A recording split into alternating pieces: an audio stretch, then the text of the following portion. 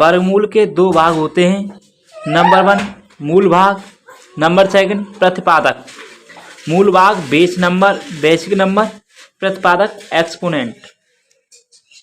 अर्धव्यास चिन्ह जो वर्गमूल का सूचित करता है।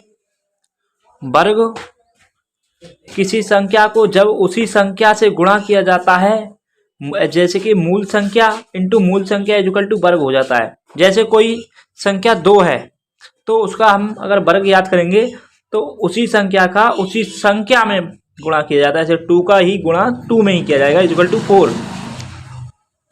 अब ये आती है वर्गमूल निकालने की विधि। दो आंकड़ों के समूह के दशमलव की दाईं ओर से बाईं ओर प्रारंभ करते हैं। जैसे root 46.24 first element second element, मतलब कि आप जोड़ा बना करके पिछली साइड से आगे की तरफ आते हैं। अगर यहाँ पर 6 होते तो 6 अकेला ही होता। पहले समूह का मूल ज्ञात करें, अंतर की गणना करें और दूसरे समूह को नीचे लाएं। वर्गमूल दो प्रकार से ज्ञात किए जा सकते हैं। नंबर भाग विधि, पहली भाग विधि होती है और सेकंड गुणनखंड विधि। ऐसे हम 729 का वर्गमूल ज्ञात करते हैं तो 729 लिखेंगे और मैंने बताया था पिछली साइड से आप जोड़ा बनाएंगे। 29 का एक जोड़ा बनेगा, 7 का स्पेशल। अब 7 में भाग लगाएंगे ऐसी संख्या से जो कि पूरी बात 2 दूनी 4 बच्चे के 3 बचते हैं और जो पिछला जो उतारा जाता है वो पूरे जोड़ा के साथ उतारा जाता है। 3 29 यहाँ पर रख लिया। 2 का दूना कितना होता है 4 लिख लिया। अब 4 में पिछले को मूंद दिया, अंदर कर दिया और ऐसा गुणा लगाइए 4 में जो कि 32 कटे उसे 8 चौका 32, 8 चौका 32, तो ये ऊपर पहुंच जाएंगे। 7 बार दीजिए, 7 ऊपर 4 के इंटू में 7 अपोन भाग में 7, 7 सत्ते 49, 7 चौका 28 और 3 32 इक्वल टू 0। अब ये 7 वहाँ पर रख देंगे। इसका आंसर रूट 729 इक्वल टू 27। इसी प्रकार गुणनखंड विधि से 729 के खंड करेंगे। 3 से काट लिए बार 729 को, 243 बार, 3 से फिर काटिए 81 बार, 3 से 27 बार, फिर 3 से 9 बार, 3 से फिर 3 बार, 3 से फिर 1 बार। इसी हिसाब से इन सभी खंडों को एक साइड में लिख देंगे। रूट में 729 इक्वल टू अंडर रूट में इतने, इनके सभी जोड़ा बना लेंगे। एक एक जोड़ा बाहर निकल जाएगा। 33 9 27, आंसर इसका 27। अगर दशमलव की संख्या का वर्गमूल ज्ञात करना हो तो उसमें भाग विधि का ही प्रयोग किया जाएगा। जैसे रूट 8.2944 का वर्गमूल ज्ञात करो। 8.29944, ये पहला खंड, ये दूसरा जोड़ा, तो ये 8 सिंगल जोड़ा। अब 8 में 2 दूनी 4, कितना बचा 4, 2 का दूनी 4। अब जिसमें 29 उतार लीजिएगा, 29 पॉइंट लगा करके 29 उतर जाएगा और 8 से भाग देंगे तो 384। उसी हिसाब से इन दोनों को जोड़ेंगे तो 56 हो जाएगा 8। फिर उसके बाद 44 को उतार लीजिएगा। 44 में अब जिसमें भाग लगा दीजिए 8 से पूरा भाग चले जाएगा 45 और 48 इंटू 0 2.8। इसी में पाठ संख्या 4 में आता है अनुपात एवं समानुपात, रेशियो एंड प्रोपोर्शन।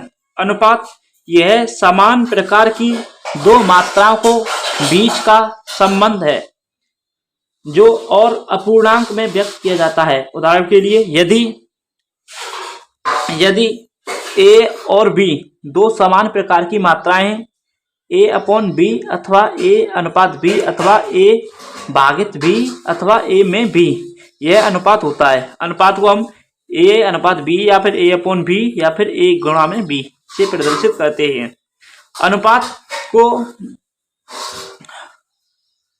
अनुपात को हमेशा न्यूनतम पद में छोटा किया जाता है। उदाहरण के लिए 7:4, 7 अपॉन में 14 इक्वल टू 7 से जैसे छोटा करना है तो 1/2 इक्वल टू 1/2। इसी में समानुपात मतलब कि प्रोपोर्शन यह अनुपातों के बीच की समानता है। a अनुपात b अनुपात है और दूसरा C अनुपात D है। एक और अनुपात है, यदि दोनों अनुपात समान हो तो A अनुपात B समानुपात C अनुपात T अथवा A/B इक्वल टू C/T। अब ये आपको एक छोटी सी थ्योरम है इसकी, जो कि याद रखनी होगी। अनुपात किसे कहते हैं, पूछ ले कोई।